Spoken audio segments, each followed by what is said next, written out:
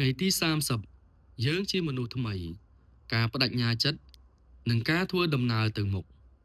អបអរសាទរអ្នកទាំងអស់គ្នាយើងធ្វើបានសម្រេចហើយ29ថ្ងៃកន្លងមកនេះគ្រាន់តែជាការរៀបចំគ្រឹះប៉ុណ្ណោះថ្ងៃនេះគឺជាថ្ងៃដែលយើងត្រូវសម្រេចចិត្តថាតើយើងនឹងត្រឡប់ទៅរកទម្លាប់ចាស់ឬបោះជំហានទៅមុខក្នុងនាមជាមនុស្សថ្មីយើងបានរៀនពីភាពអត់ធ្មត់ការរងចាំដ៏ស្រស់ស្អាតការអភ័យទោសនិងភាពជាអ្នកដឹកនាំដែលបម្រើគេមេរៀនទាំងនេះមិនមែនគ្រាន់តែសម្រាប់ស្ដាប់ឲ្យល្អមើលនោះទេ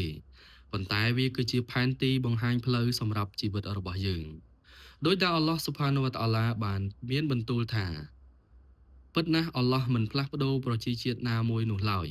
លុះត្រាតែពួកគេផ្លាស់ប្ដូរអ្វីដែលមានក្នុងខ្លួនរបស់ពួកគេជាមុនសិន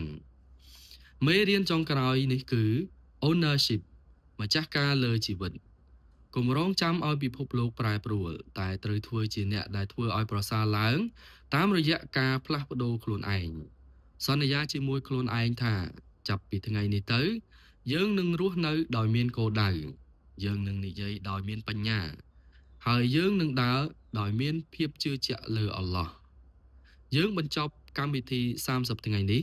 មិនមែនជាមនុស្សដដែលកាលពី30ថ្ងៃមុននោះឡើយសេចក្តីប្រកាសនៃមនុស្សថ្មី I am patient ខ្ញុំនឹងមិនរអ៊ូរទាំនៅចំពោះមុខឧបសគ្គទៀតឡើយខ្ញុំនឹងធ្វើគ្រប់យ៉ាងដើម្បីផលបុណ្យនិងកេរ្តិ៍ឈ្មោះល្អ I am grateful ខ្ញុំនឹងមើលឃើញពរជ័យរបស់អល់ឡោះទោះស្ថិតក្នុងកលៈទេសៈណាក៏ដោយ I am consistent ខ្ញុំនឹងបន្តធ្វើរឿងល្អតូចៗទោះគ្មានអ្នកមើលឃើញសូមអរគុណដែលបានដើរផ្លូវនេះជាមួយខ្ញុំនេះគ្រាន់តែជាការចាប់ផ្ដើមនៃជំពូកថ្មីរបស់យើងប៉ុណ្ណោះប្រសិនបើកម្មវិធីនេះបានផ្លាស់ប្ដូរជីវិតបងប្អូនចូលចែករំលែកវាទៅកាន់អ្នកដទៃ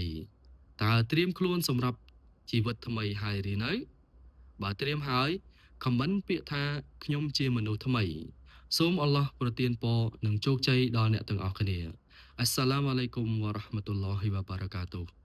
ប្រសិនបើបងប្អូនចង់ដឹងនៅរឿងរ៉ាវឬក៏ចំណេះដឹងអ៊ីស្លាមអ្វីផ្សេងៗទៀតអាចខមមិនប្រាប់ពួកយើងបានអ៊ីនសាអល់ឡោះពួកយើងនឹងព្យាយាមស្វែងរកនៅអត្ថបទយកមកចែករំលែកដល់បងប្អូនដើម្បីជាផលប្រយោជន៍ទាំងអស់គ្នាអ៊ីនសាអល់ឡោះ